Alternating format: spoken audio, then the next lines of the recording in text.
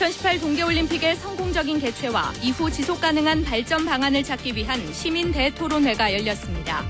친절한 손님 맞이에서 청결 질서까지 다양한 방안이 쏟아졌습니다. 2018 평창 동계올림픽의 큰 주제 가운데 하나는 환경올림픽입니다. 1994년 릴레 한메르 동계올림픽은 환경에 많은 노력을 기울인 그린올림픽으로 평가받고 있습니다. 강릉 정동진 지역에서의 택시 요금이 택시기사마다 제각각입니다. 제멋대로 지역 할증 요금을 적용해 관광객들의 불만을 사고 있습니다. 동해안 체납기 어선들이 러시아 해역으로 원정 조업에 나섭니다. 어획이 부진한 오징어 수급에 도움이 될 것으로 보입니다. 설악산 일대에서 6.25 전사자 유해 발굴 작업을 벌인 결과 32구의 유해를 발굴했습니다. 아직도 전국적으로 13만여 명의 전사자는 행방을 찾지 못하고 있습니다. 여러분 안녕하십니까? 뉴스데스크 강원입니다. 2018 동계올림픽의 성공적인 개최와 이후 지속 가능한 발전을 위해 시민들의 의견을 모으는 대토론회가 열렸습니다. 친절한 손님 맞이에서 청결, 질서까지 시민의식을 고취시키는 다양한 방안이 쏟아졌습니다. 홍한표 기자가 보도합니다.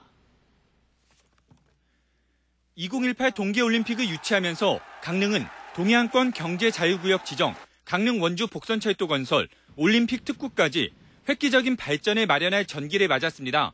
하지만 정부의 전폭적인 지원이 부족하고 시민들의 올림픽에 대한 자긍심도 아직은 확연히 눈에 띄지는 않습니다. 이런 가운데 동계올림픽의 성공 개최와 이후 발전 방안을 위한 토론회가 마련됐습니다.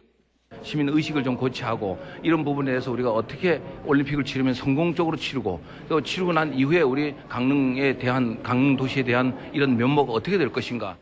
올림픽 도시만이 갖는 차별화된 관광 서비스와 이를 부각시킬 수 있는 홍보 전략 개발의 필요성이 제기됐고 언론들도 관심을 가져야 될 것이고요. 또 우리 공무원들도 많이 계신데 공무원들도 또 특히 우리 의원님들 이 지역사회를 위해서 많은 정책적인 변화가 있어야 된다. 강릉을 알리는 완벽한 서비스 콘텐츠와 강릉 단오제 상품화 등의 아이디어도 제시됐습니다. 세계문화유산인 이 강릉 단오제가 상설화될 수 있고 또 국가 상품화될 수 있는 여행 상품으로 특화될 필요가 있다. 강릉시도 올림픽 시민 의식을 향상시키고 동계올림픽을 통한 발전 방안 마련을 위해 용역을 추진하고 있습니다. 올림픽 끝난 뒤에 우리 강릉시가 어떻게 국제적인 관광도시로 발전할 것이냐 하는 대안도 거기서 같이 마련을 하고자 합니다. 친절과 청결 등으로 이미지가 좋아져야 이후 지속적인 관광객 유치가 가능하고 이는 지역 발전으로 이어지기 때문입니다. 2018 동계올림픽의 성공적인 개최와 이후 지속 가능한 발전을 위해서는 무엇보다 시민들의 의식 개혁과 협조가 필수적입니다. MBC 뉴스 홍한표입니다. 2018 평창 동계올림픽의 큰 주제 가운데 하나가 환경올림픽입니다. 1994년 릴레 한메르 동계올림픽은 당시 그린올림픽을 선언하는 만큼 환경에 많은 노력을 기울였는데요. 이 경기장 건설에서부터 시민의식까지 자연에 대한 배려가 성공적인 올림픽을 이끌었습니다. 릴레 한메르 현지에서 조성식 기자가 보도합니다. 릴레 한메르 동계올림픽의 성공 요인은 친환경적인 접근에 있습니다. 올림픽 경기장과 시설에서 이런 환경에 대한 배려를 엿볼 수 있습니다. 대표적인 예로 동굴 경기장으로 불리는 아이스하키 경기장입니다. 세계 최대의 인공동굴 경기장으로 터널식으로 굴착해 자연 파괴를 최소화했습니다. 또 올림픽 이후에도 박물관과 체육시설 등 다양하게 활용되고 있습니다. It's still used for many different things today. So it's a multifunctional hall. So it's used for concerts, for sports, volleyball, football. 산 비탈을 그대로 활용한 스키 점프장. 부지를 덮고 있던 나무는 모두 옮겨 심었고 불필요한 관람석은 대부분 철거해 다시 밀밭으로 돌려놨습니다. 바이킹배를 연상케 하는 거대한 지붕. 바로 하마르 올림픽 홀입니다. 경관이 뛰어난 호수 인근에 건축이 예정됐지만 철새 도래지 보호를 위해 내륙의 쓰레기 하치장으로 부지를 옮겼습니다. 대부분의 경기장과 주변 건물들은 나무를 활용해 지어졌고 산의 나무마다 가격표를 붙여 무분별한 훼손도 막았습니다. The tourism here after the Olympic. Yeah. And it's very much cabins. 당시 건설 시행업자에게 엄격한 환경 기준을 적용한 정부 정책과 친환경 제품 사용, 쓰레기 줄이기 운동 등 시민들의 환경 캠페인도 한몫했습니다. 산림 테라피, 산림 치유 쪽으로 평창의 가치를 높이는 것이 환경올림픽의 초점이 아닌가 생각합니다. 자연훼손을 최소화한 친환경적 노력이 동계올림픽 성공 개최의 원동력이 됐습니다. 릴레이 한메르에서 MBC 뉴스 조성식입니다. 다음 소식입니다. 강릉의 대표적 관광지인 정동진 지역의 택시 요금이 제멋대로입니다. 말 그대로 부르는 게 값인데 행정당국은 오히려 혼란을 부추기고 있습니다. 박소연 기자가 취재했습니다. 강릉 정동진역에서 택시를 타고 인근 해변에 가봤습니다. 택시기사는 미터기를 켜지도 않고 요금부터 부릅니다. 여기는 이렇게 대기하는 시간이 길고 지역이 좁고 강가가 빈천하고 이래서 구간 8,045%에서 5,000원을 받아요. 역에서 택시를 탄 관광객을 쫓아가 봤습니다. 1.2km 떨어진 인근 횟집에 가는데 지불한 택시비는 4,060원. 기본 요금 구간이라 정상 요금은 2,800원이지만 지역 할증이라며 1,260원을 더 청구한 겁니다. 조금 바가지는 바가지죠. 그 관광지가 좀 이런 게 단속이 돼야 되는데 일단 매달. 강릉시는 지난 5월 택시가 빈차로 돌아오는 손실을 보전하기 위해 정동진역에서 먼 지역을 갈 땐 운임에서 45%를 더 받을 수 있게 조정했습니다. 하지만 조정된 택시 운임이 오히려 혼란을 부추기고 부당요금을 합법화시켰다는 지적이 나옵니다. 역에서 2km 떨어진 모 리조트까진 지역 할증이 붙어 5,000원인 반면 할증 구간에서 제외된 등명 해변까진 3,000원입니다. 100m 더 가는데 택시비가 2,000원이나 뛴 겁니다. 뿐만 아니라 택시 호객 행위도 활개를 치고 있습니다. 시간, 거리 이런 걸 제한 안 하고 이를 무시하고 이렇게 평창 양떼 목장 경포대 이렇게 다 관광을 시켜줄게 10만 원을 잘라서 어떠셔? 올해 강릉시에 접수된 택시 이용 불편 접수만 80여 건에 이릅니다. 비서철을 맞이해서 택시 부당요금과 호객 행위 단속을 철저히 해서 강릉시의 관광 이미지 쇄신을 위하여 최대한 노력하겠습니다. 기차 여행과 해맞이 관광 명소로 손꼽히는 정동진. 관광객을 맞이하는 자세는 아직 걸음마 수준입니다. MBC 뉴스 박소연입니다. 동해안에서 오징어가 잡히고 있지만 어획이 부진한데요. 근해 진학기 어선들이 러시아 해역으로 본격적인 오징어 잡이에 나서 활기를 불어넣고 있습니다. 조규환 기자입니다. 오징어를 잡는 82톤짜리 근해 채낚기 어선입니다. 러시아 해역으로 떠나기 위해 기름을 넣는 작업이 한창입니다. 4시간 동안 어선에 넣은 기름 양은 200리터 드럼통으로 무려 370여 개입니다. 빨리 잡으면은 다행히 또 한 달 이상 걸리고 늦게 하면 한 2달 가까이 이렇게 또 고생해야 됩니다. 쌀과 고기 등 부식과 생활 도구들도 1시간 넘게 씻습니다. 이렇게 어선 물품 창고엔 야채를 비롯해 2달여 동안 사용할 각종 물품들이 가득 쌓여 있는데요. 물품 비용만 약 2천만 원에 달합니다. 우리의 어선들이 400~500마일 떨어진 러시아 해역에서 어획 가능한 오징어는 8,000톤. 강원 도내 43척을 포함해 전국에서 108척이 조업할 예정입니다. 지난해보다 이버료가 톤당 96달러에서 103달러로 올라 부담이 늘었지만 중국 쌍끌이 어선으로 인한 피해는 줄 것으로 보여 어민들은 기대에 부풀어 있습니다.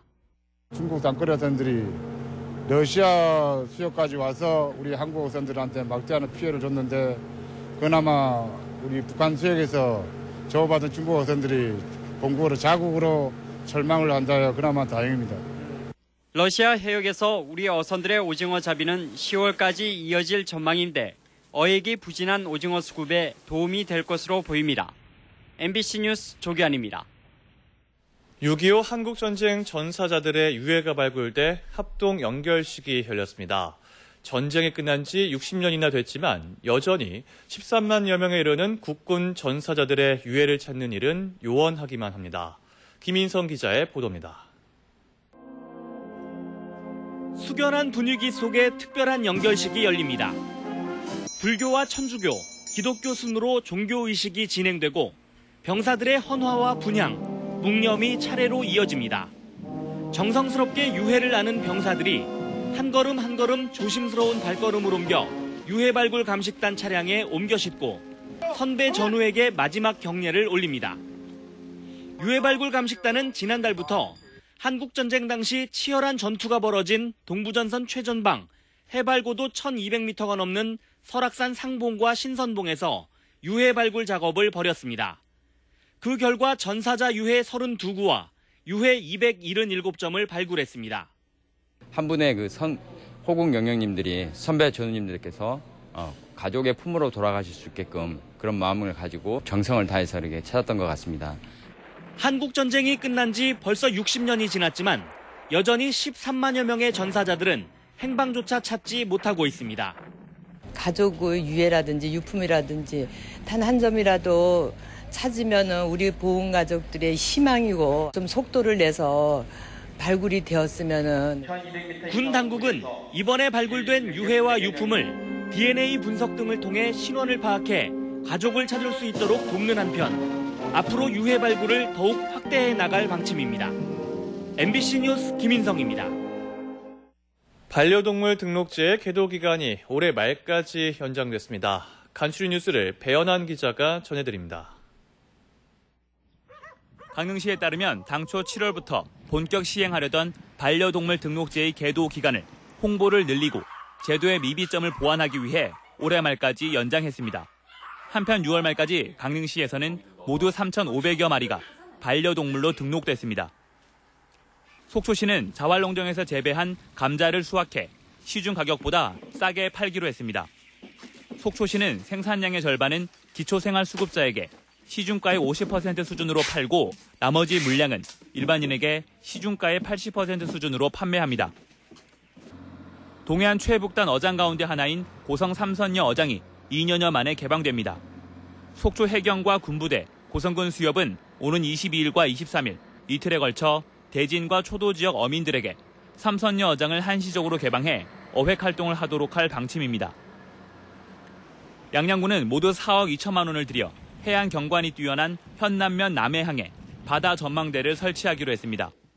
양양군에는 손양면 수산항 봉수대 해안 경관 전망대와 강현면 용호리 바다 전망대, 현북면 하조대 전망대 등 전망시설이 3곳에 있습니다. 강릉문화재단은 2013 꿈다락 토요 문화학교로 강릉 가족 오케스트라를 운영하기로 하고 바이올린과 첼로, 플룻, 클라리넷을 연주할 초등학교 2학년 이상 학생과 학부모 등 30명을 오는 26일까지 모집합니다. MBC 뉴스 배연한입니다.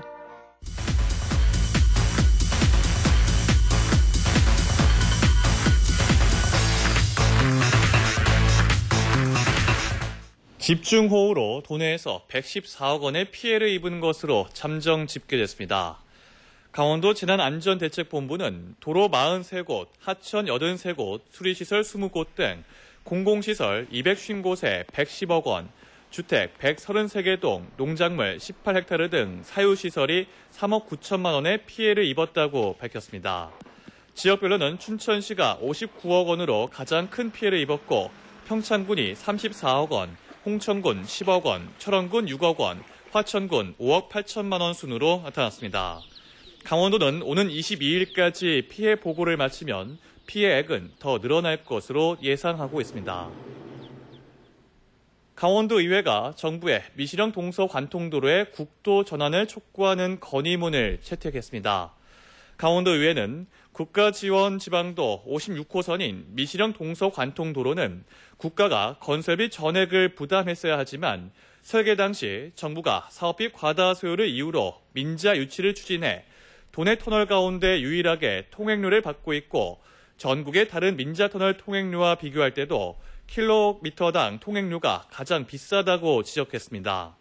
또 최소 운영 수입 보장 지원 규약에 따라 강원도가 연평균 27억 원가량을 지원하고 있어 지방 재정의 어려움을 가속화하고 있다며 미시령 동서 관통도로를 국도로 전환해야 한다고 주장했습니다.